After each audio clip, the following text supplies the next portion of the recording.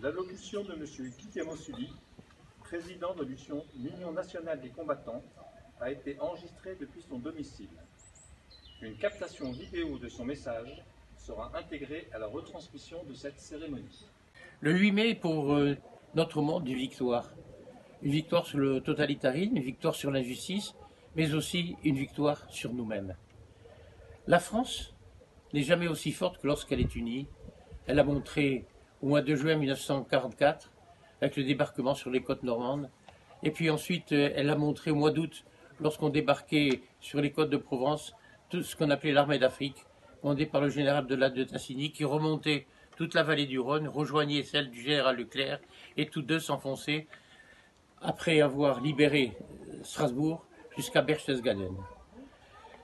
Et puis, c'est cette troupe d'Afrique constituée par le général de Tassigny était constituée de troupes africaines, marocains, tunisiens, et puis également des pieds noirs. C'est-à-dire des gens français qui étaient nés en Algérie. Autour de ce monument, comme partout en France aujourd'hui, je voudrais, au nom de l'Union nationale des combattants, réunir dans une pensée unique tous ceux qui se sont battus, qui ont donné pour beaucoup leur vie pour elle.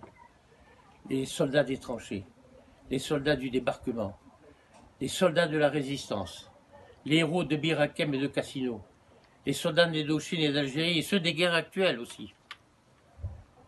La France que nous aimons a trop donné pour que nous n'assumions pas ce devoir de mémoire avec une forte détermination. La France que j'aime, c'est une France debout, c'est une France respectée. C'est à vous, enfants de Louvciennes, que je m'adresse maintenant. Vous avez la chance de vivre dans un pays libre. Libre parce que ce sont vos anciens qui l'ont voulu et qui l'ont fabriqué de leurs mains, torturés par les guerres, et avec leur âme qui est restée libre et fière. Vos parents, vos maîtres, vos anciens vous ont permis d'être ce que vous êtes devenus aujourd'hui. Vous êtes désormais le relais indispensable de notre mémoire. Il vous appartient de vous poser cette question. Que puis-je faire? Que dois-je faire à mon tour pour me montrer digne de ce que j'ai appris, pour me montrer digne de mon beau pays, la France, et pour lui rendre ce que j'ai reçu de lui? Monsieur Pierre-François Viard, maire de Louvciennes, donne lecture du message de Monsieur le Président de la République française, Emmanuel Macron. Aujourd'hui, nous ne pouvons pas nous rassembler en nombre devant les monuments de nos villes, sur les places de nos villages, pour nous souvenir ensemble de notre histoire. Malgré tout, la nation se retrouve par la pensée, et les 1000 liens que notre mémoire commune tisse entre chacun de nous, cette étoffe des peuples que nous agitons en ce jour dans un hommage silencieux. C'est dans l'intimité de nos foyers, en pavoisant nos balcons et nos fenêtres, que nous convoquons cette année le souvenir glorieux de ceux qui ont risqué leur vie pour vaincre le fléau du nazisme et reconquérir notre liberté. C'était il y a 75 ans. Notre continent refermait grâce à eux le chapitre le plus sombre de son histoire, 5 années d'horreur, de douleur, de terreur. Pour notre pays, ce combat avait commencé dès septembre 1939. Au printemps 1940, il y a 80 ans, la vague ennemie avait déferlé sur les frontières du Nord-Est et la digue de notre armée n'avait pas tenu. Nos soldats, pourtant, s'étaient illustrés à de nombreuses reprises. Ceux de Montcornet, d'Abbeville, de Gembloux ou de Stone, les hommes de Narvik, les cadets de Saumur, l'armée des Alpes, avaient défendu avec vigueur notre territoire et les couleurs de notre pays. Ils sont ceux de 40. Leur courage ne doit pas être oublié. Dans le crépuscule de cette étrange défaite, ils allumèrent des flambeaux. Leur éclat était un acte de foi et au cœur de l'effondrement, ils laissaient poindre la promesse du 8 mai 1945. Cette aube nouvelle fut ensuite conquise de haute lutte par le combat des armées françaises et des armées alliées, par les Français libres qui jamais ne renoncèrent à se battre, par le dévouement et le sacrifice des résistants de l'intérieur, par chaque Française, chaque Français qui refusa l'abaissement de notre nation et le dévoiement de nos idéaux. La grande alliance de nos courages permit au général de Gaulle d'asseoir la France à la table des vainqueurs. La dignité maintenue, l'adversité surmontée, la liberté reconquise, le bonheur retrouvé, nous le devons à tous ces combattants, à tous ces résistants. À ces héros, la nation exprime son indéfectible gratitude et sa reconnaissance éternelle. Le 8 mai 1945, c'est une joie bouleversée qui s'empara des peuples.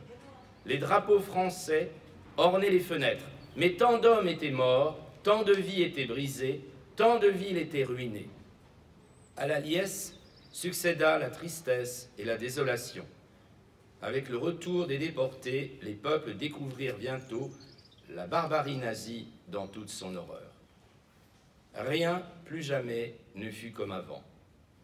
La fragilité révélée de nos vies et de nos civilisations nous les rendit plus précieuses encore. Au bout de cette longue nuit qui avait traversé le monde, il fallait que l'humanité relevât la tête.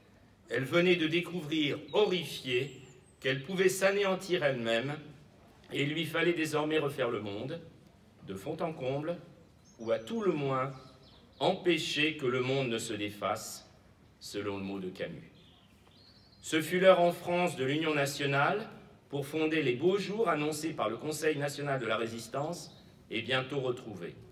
L'heure, en Europe, de l'effort commun pour bâtir un continent pacifié et fraternel. L'heure, dans le monde, de construire les Nations Unies et le multilatéralisme. Aujourd'hui, nous commémorons la victoire de ce 8 mai 1945, bien sûr, mais aussi et surtout la paix qui l'a suivie. C'est elle la plus grande victoire du 8 mai, notre plus beau triomphe, notre combat à tous, 75 ans plus tard. Vive la République, vive la France. C'est une expérience bien étrange d'être ici aujourd'hui pour célébrer en comité réduit la victoire du 8 mai. À Louvciennes, nous aimons nous retrouver, toutes générations confondues, à l'occasion de ces dates qui fondent notre héritage commun et assurent la transmission de mémoire entre les plus anciens et les plus jeunes. Il y a un an, ici même, mon ami Guy Camon-Sully remettait solennellement au nom de l'Union nationale des combattants le drapeau Rhin et Danube aux enfants du conseil municipal des jeunes.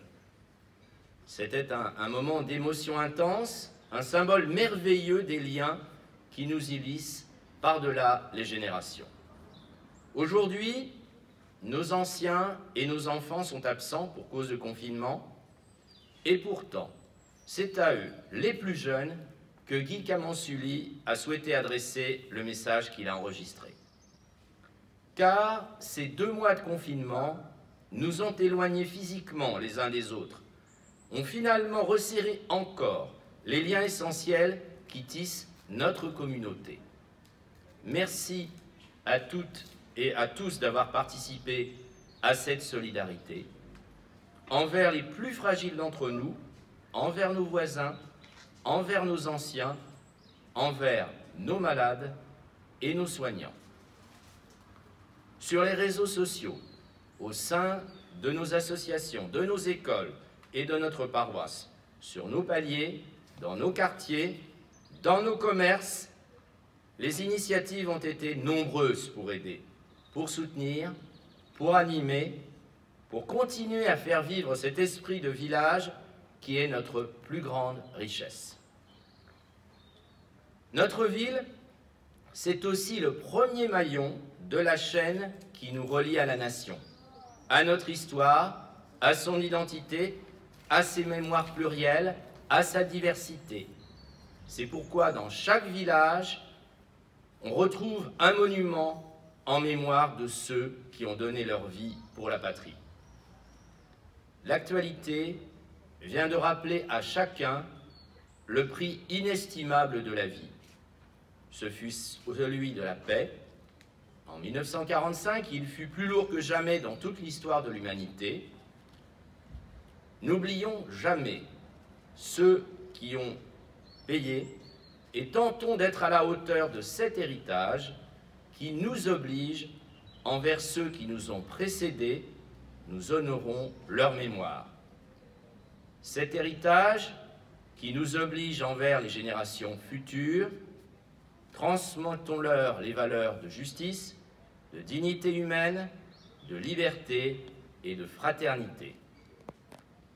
Transmettons-leur aussi cette espérance de paix que l'Europe a su construire et préserver.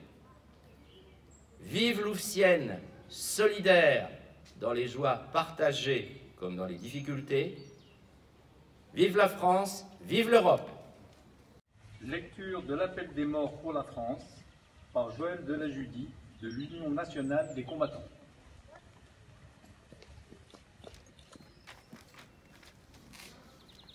Appel des morts pour la France. 1871. Petit Paul Louis. 1914-1918. Arnoux Marius.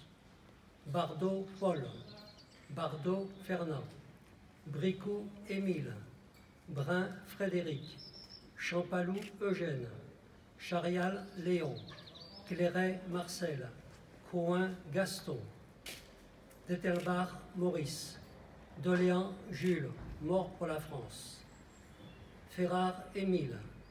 Fortin Edmond. Fortin Eugène. Frichot Fernand. Godet Désiré. Godet Léopold. Gay François. Gilbert Victor. Goëthier Paul. Gouriot Paul. Guédon Ludovic, mort pour la France. Hernande Eugène. Huette Gilles. Le brigand François. Le brigand Valentin. Le Carré Albert. Le corps Charles. Le duc Étienne. Léger Abel Désiré. Le roi Jean. Léniac François. L'oiseleur François, mort pour la France. Maurice Camille. Mathieu Charles Emmanuel. Mathieu Joseph. Mazellera Jean. Mazalera Léonard. Métivier Gustave. Molon Jean. Monod Raymond. Muller Zéphyr. Nébou Pierre, mort pour la France. Palicot Auguste.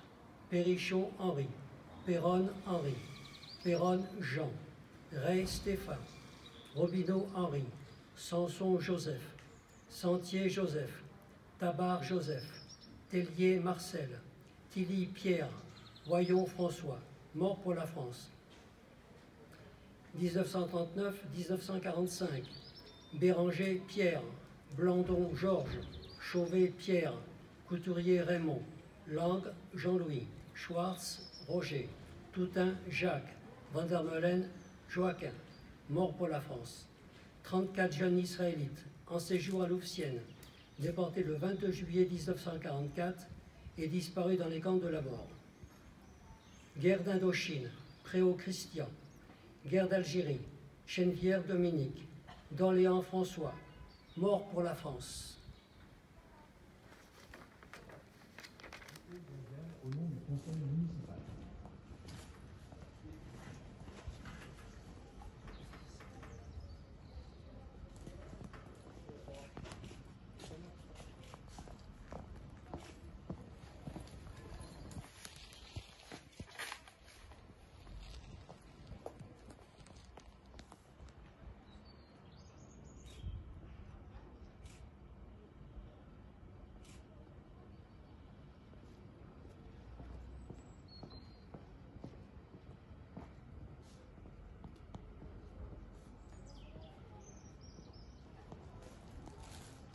Madame Marie Lebec, députée des Yvelines, dépose une lettre.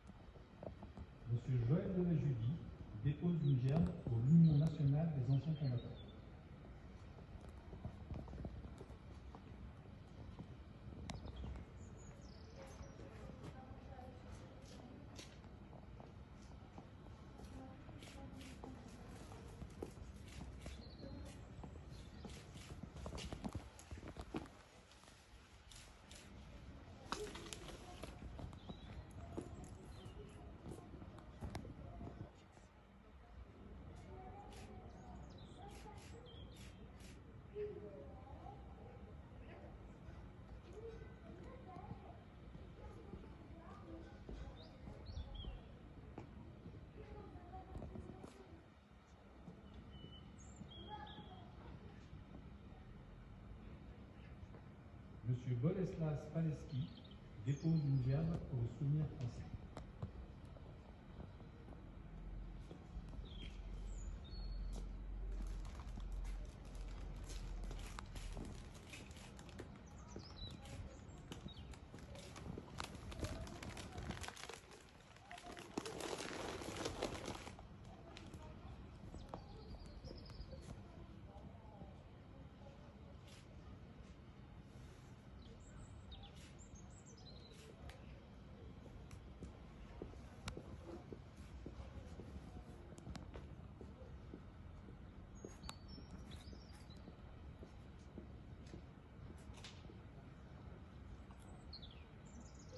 Nous allons maintenant respecter une minute de silence pour les Luciennois morts pour la France.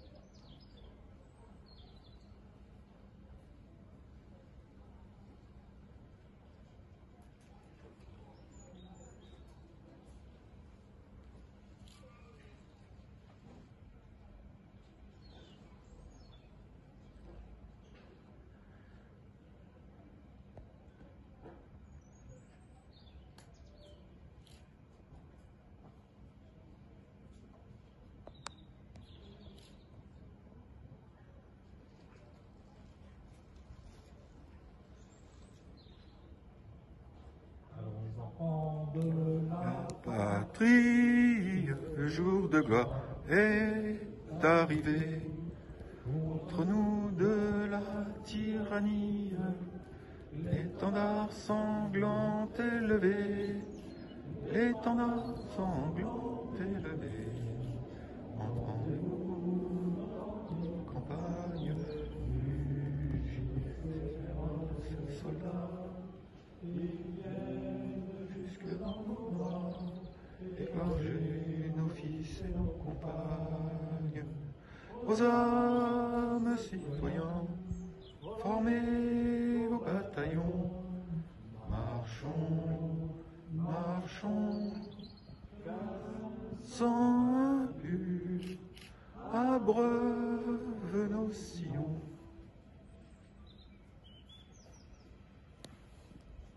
Ce dépôt de gerbe est à présent terminé.